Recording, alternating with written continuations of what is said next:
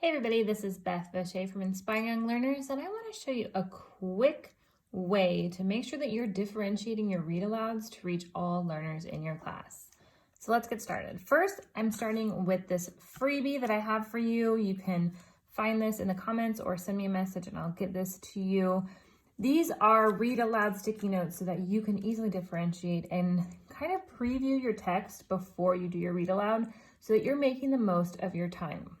A lot of times I found that because I love to do read-alouds and be so animated that sometimes my students might have lost some of the comprehension due to me reading really fast or not explaining some key vocabulary. And so let's walk through how to quickly and easily differentiate your read-aloud. The first thing you want to do is look at vocabulary that you want to highlight when you're reading.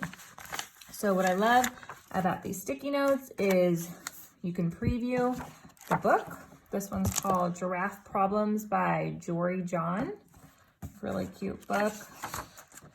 And so you can preview it, and like on this page, look at all of these awesome words. Bendy, narrow, dopey, pattern, stretchy, high, lofty, necky.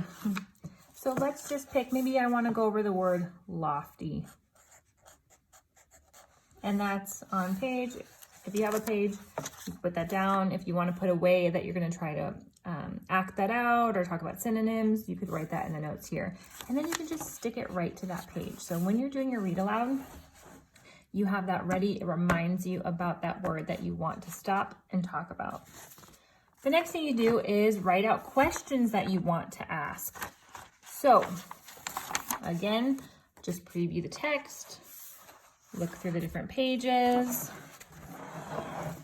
You know, maybe on this picture, I want to ask a question of why is the giraffe trying to cover up his neck?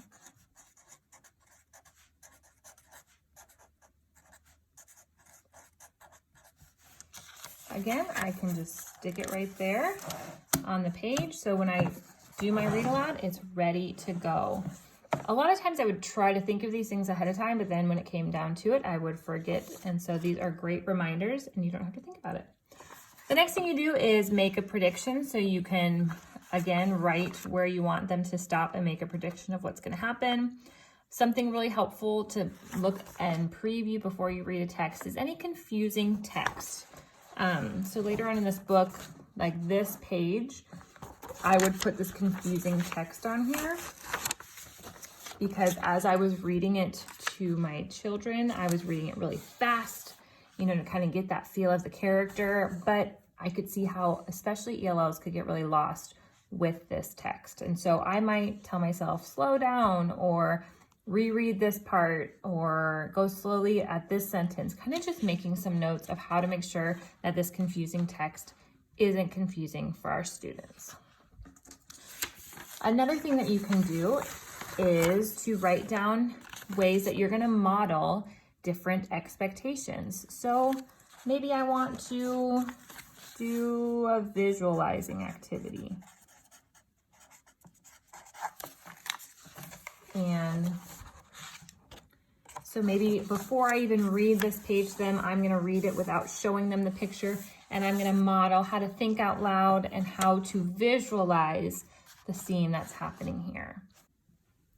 So the last thing you want to do is have an extension activity prepared, whatever it is, just getting the kids talking about the characters, changing the ending to the story. They could do a quick draw, they could do an exit slip.